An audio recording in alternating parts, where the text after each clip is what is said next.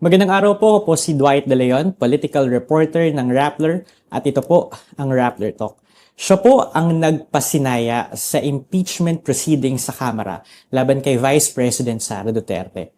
But now, she takes on a bigger role, leading the prosecution team that will try to secure a conviction at the Senate. Makakasama po natin ngayong araw dito sa ating programa si Batangas 2nd District Representative at House Justice Committee Chairperson Gerville Jinky Luistro. Magandang araw po, Congresswoman Jinky. Kamusta po kayo? Magandang araw din, and thank you for having me here. We're good. Congresswoman, the trial is expected to begin July 6. Where is the prosecution now exactly in terms of preparations? Okay, let me clarify that, no? June 15 is the tentative date for pre-trial conference, and July 6 is the tentative start of the trial proper, no? Bagaman, to this date, we have not received any official notice with respect to the dates. To your question about our preparation, we are doing a lot of readings on rule on evidence, trial technique.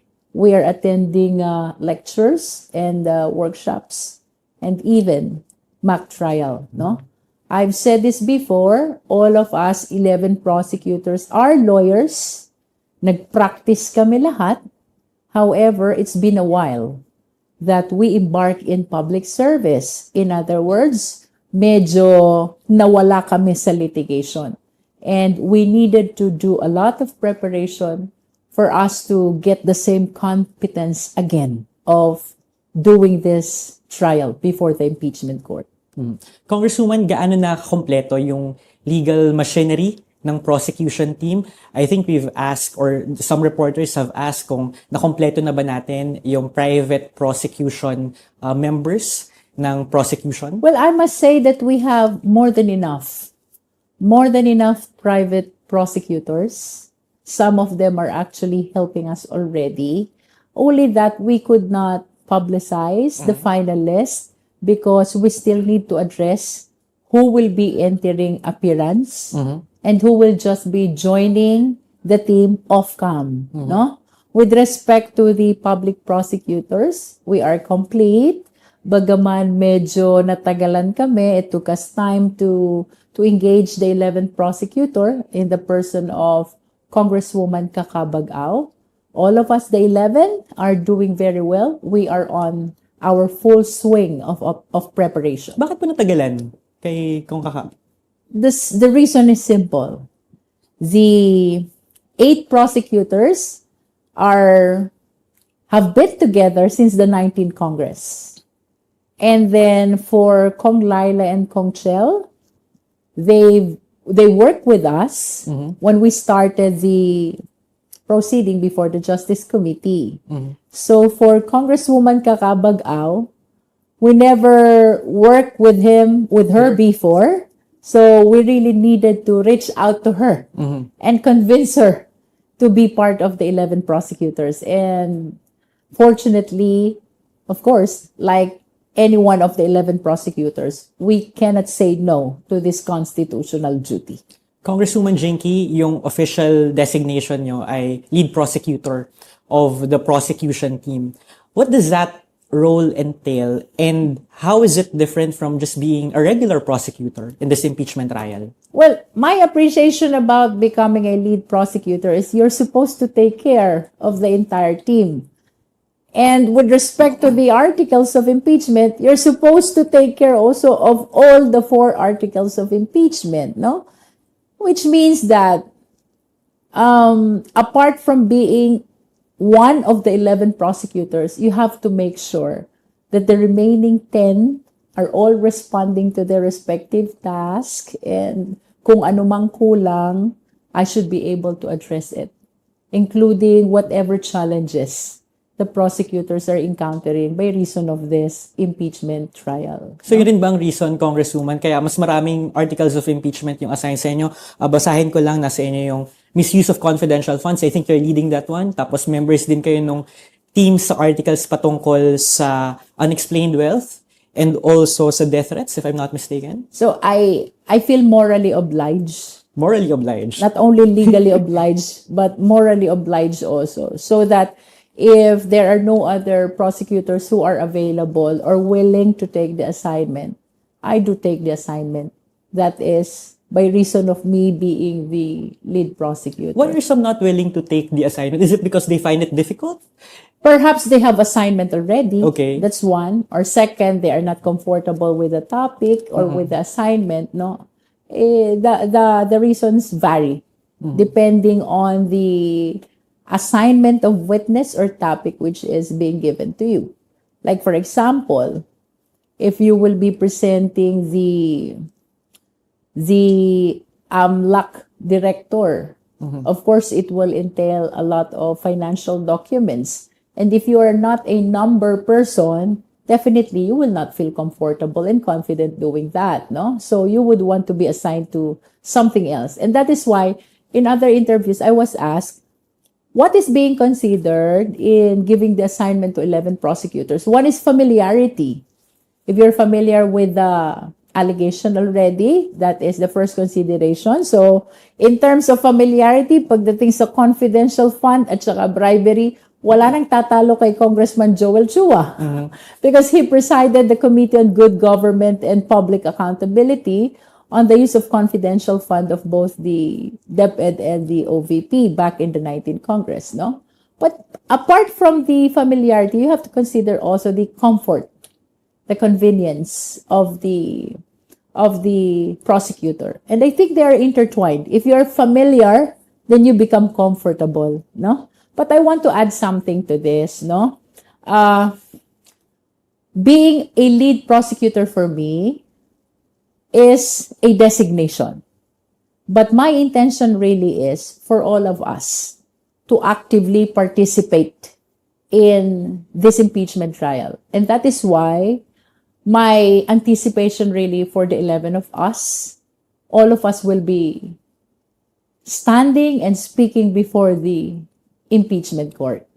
Hindi pwedeng few lang or isa lang, all of us should take an active participation before the impeachment court, no? So, by lead prosecutor, I appreciate it more by taking care of the entire 11 prosecutors and as well as the entire impeachment process. Congresswoman, I know you cannot reveal your full strategy, but ano po yung inaasahan natin na fully may expose sa Senate trial, sa impeachment trial, na hindi fully na-flesh out sa clarificatory hearing sa House of Representatives?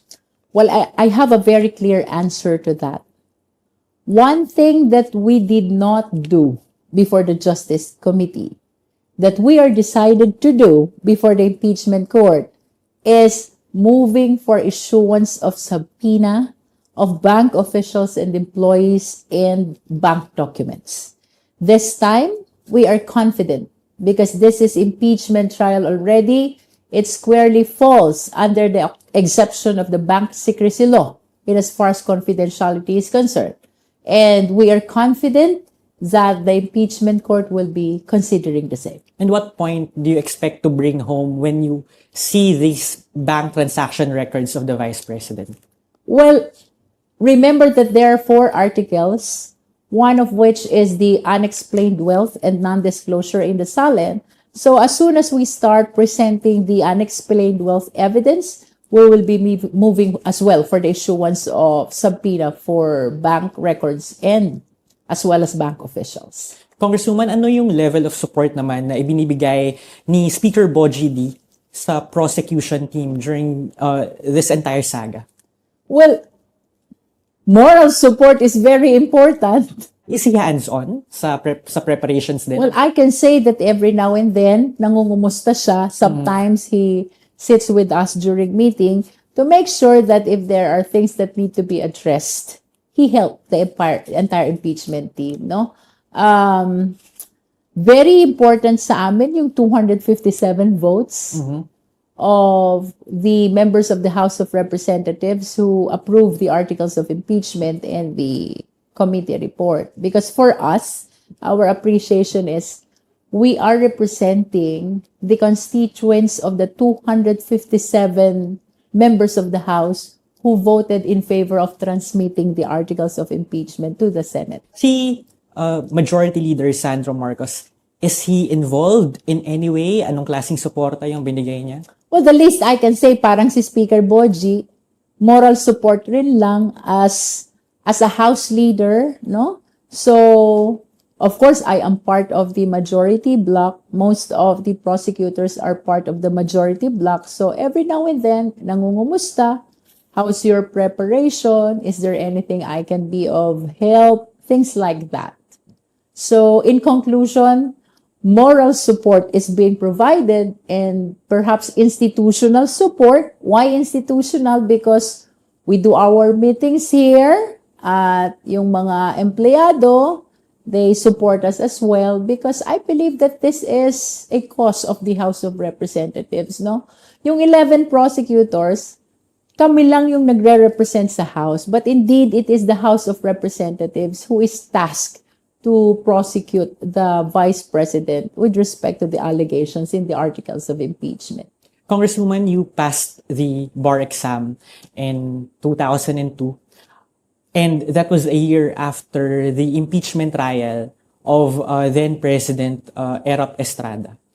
How did watching that unfold shape your understanding, appreciation of law, politics, accountability, as someone who was then just entering the legal profession? Like what you've said, that was the same time I was taking the bar exam, no? So, it was really inspiring because one of the prosecutors who actively participated in the Erap impeachment was my former professor, former boss, former DOJ secretary, who influenced me so much into becoming what I am right now. He is Justice Secretary Nani Perez, no? Kasama siya dun sa mga prosecutors. As a matter of fact, his presentation was about the financial documents as well. And it inspired me a lot na meron palang ganito na proseso in holding the impeachable officials or the highest official of the land responsible to the Filipino people. Because Erap was the president during that time, no? If now our impeachment concerns the VP, second highest official, it was my first time to see an impeachment and it concerns the highest official of the land, no?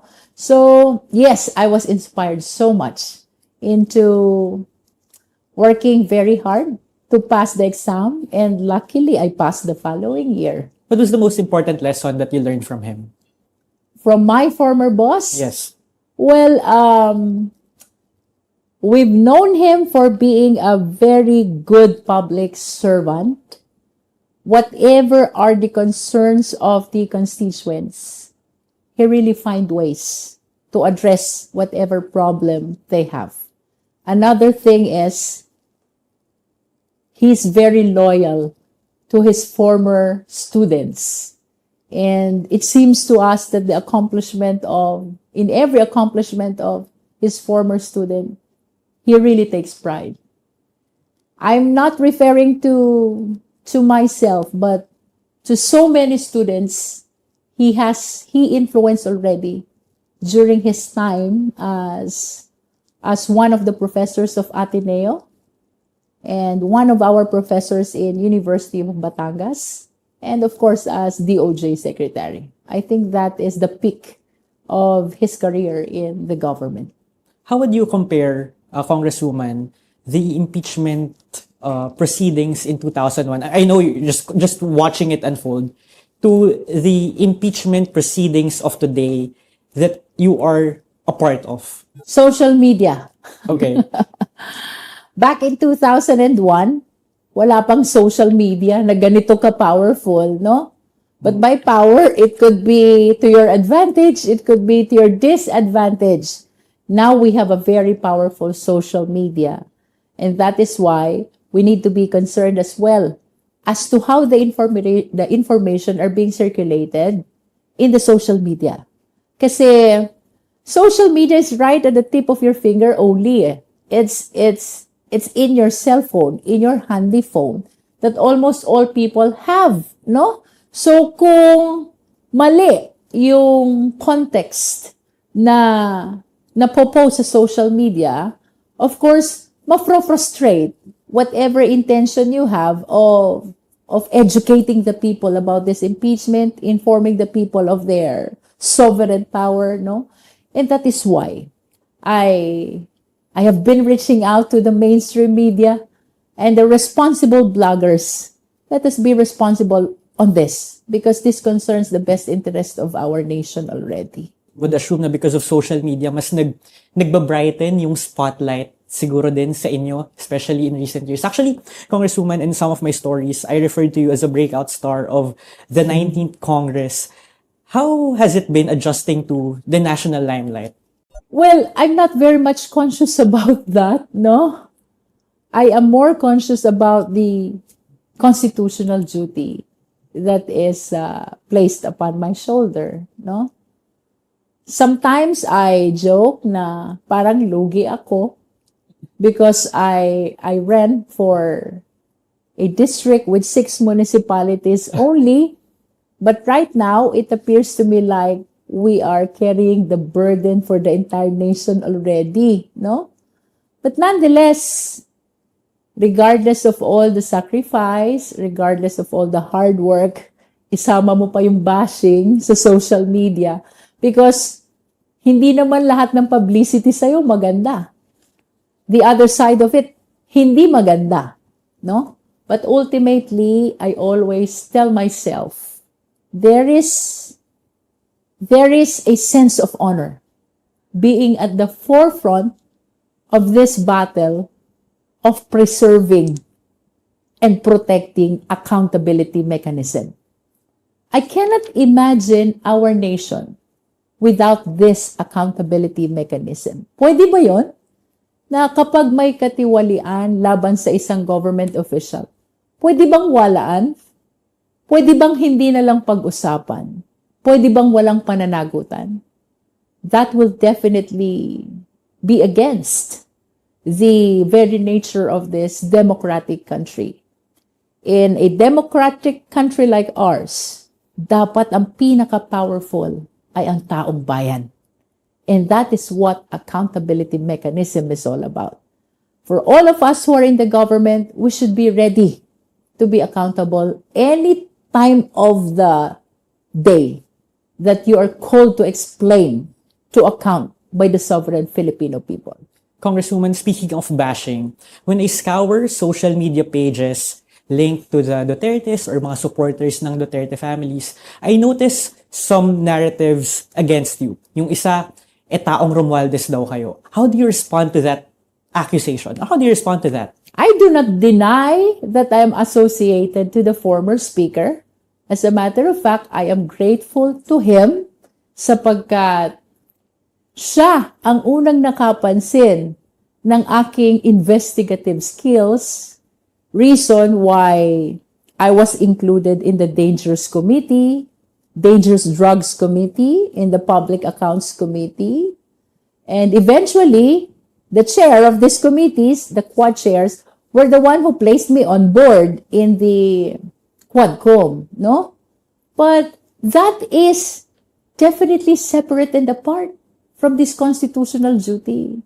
Not because I am associated to the former speaker, I will not be able to do my constitutional duty. They are totally different, no? Being associated to the former speaker is something personal. And being one of the prosecutors is something which is constitutional. Is Congressman Romualdez in any way involved in the preparation of the prosecution? No, not at all. As a matter of fact, it's been a long time na hindi namin siya nakikita, hindi namin siya nakakausap, no? So to your question, the former speaker is not in any way part of the current impeachment process. Isa pa sa narrative doon sa social media pages linked to the Duterte universe. One criticism against you, if I may, is the past case involving your husband, which was later dismissed. But I would like to ask, because they still accuse you of shielding him from authorities at the time. How do you navigate having that dark or difficult chapter of your life resurface amid all this political chaos?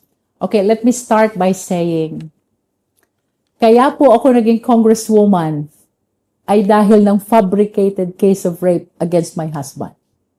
It was him who is supposed to run for congressman.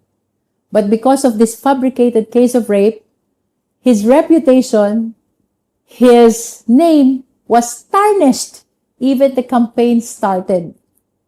And that is the reason why I was asked by our leaders in Batangas 2nd District to continue the congressional bid which my husband started. No, I'm saying that this is fabricated because walang totoong complainant. The name was a fictitious personality that you will never see, neither in PSA, nor in DepEd, nor in CHED, nor in COMELEC data.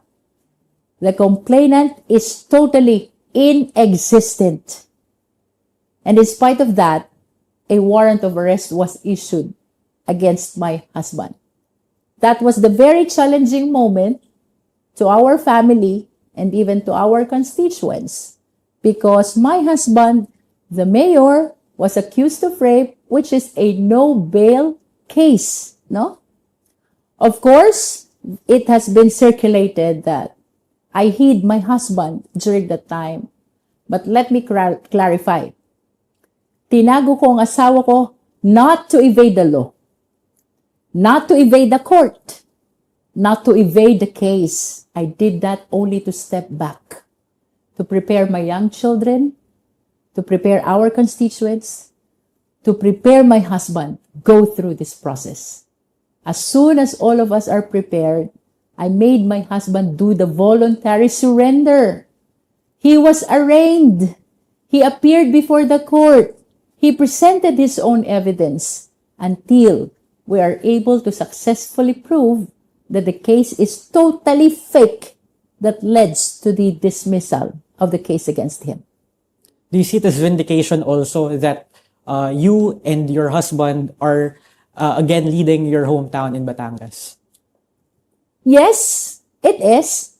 Because if the people did not trust us, in spite of the fabricated case of rape, which was circulated so much in written media and in social media, it was published all over by whoever is behind that, no? In spite of that, the trust was given to us by our constituents to lead not just my hometown, Mabini, but even the entire 2nd District of Batangas. Congresswoman Jinky, moving on, you are front and center of this impeachment trial. And the Dutertes, they are known to be vindictive people. Your colleague in the prosecution panel, Congresswoman Laila De Lima, she was detained for years over what critics say are trumped-up drug charges. Does that worry you that one day the Dutertes will come after you? Whatever apprehensions I have is overpowered by the mandate of the Constitution. No? I wish to believe that the respondent will understand what constitutional duty is all about. The constitutional duty, it's not a matter of choice, no? It's not a question of gusto ba namin or ayaw namin.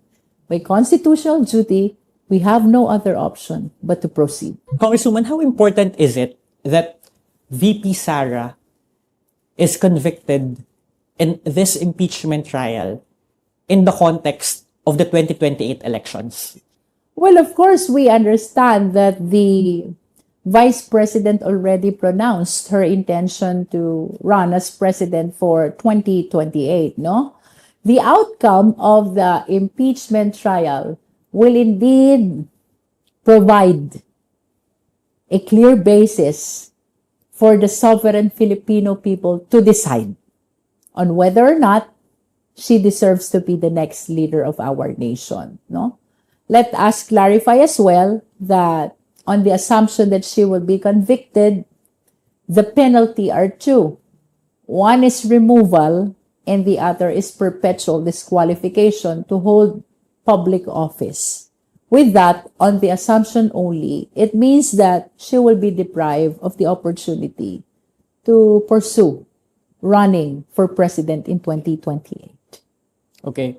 Congresswoman, how confident are you that you can get 16 votes to convict the Vice President given the composition of the Senate? I am not actually thinking about the 16 votes. We are focused on presenting all our evidence. That is our duty. To decide on the impeachment case is the duty of the senator judges, no?